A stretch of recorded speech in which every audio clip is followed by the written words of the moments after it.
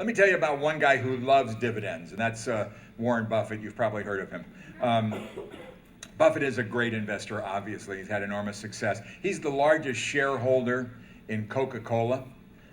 He owns about 10% of the company through his company, Berkshire Hathaway. And you should all go to the website, berkshirehathaway.com, and read Buffett's annual letters to his shareholders. They're classics. Every one of them is, and they go all the way back to the 60s. You can read them, and every one of them, somewhere in every letter that he writes, there are like 5 or 10 pieces of absolute investment wisdom that are incredible. He's owned, I think over the years, and again, he's bought it for a long, long time. He's invested somewhere around maybe $600-700 million into the company, and it's probably now worth $15-16 million. It's or $1 billion now.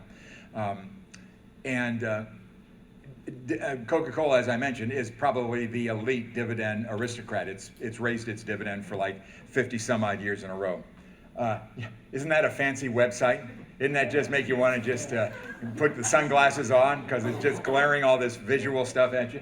Go to the annual Warren Buffett letter to shareholders. Other side.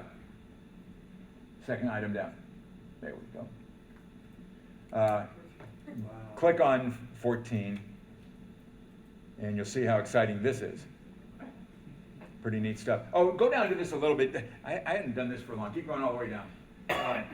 He does a thing here. This is silly crazy. We've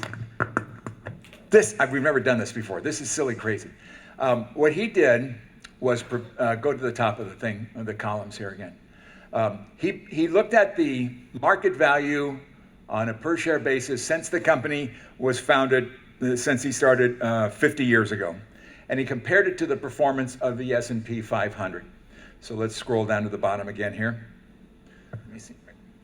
Okay. Oh, wow. Okay. So the S&P 500 has gone up 11,196% during that period of time. Oh, for those of you in the back, it's 1,826,163%. So who's to argue with Warren Buffett when he says something about investing, right? Okay. So let's go back and finish off the Coca-Cola story.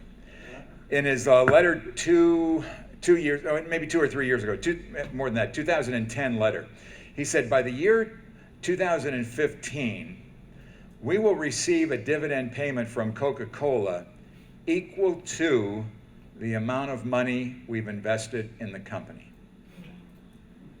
He will be getting 100% return on his money every year in dividends. And the next year, since Coca-Cola raises their dividend, usually around 8 to 12% a year, that payment will go up again and again and again and again. Did Buffett do anything so creative, so unique, that every one of us in the room are incapable of that same thought?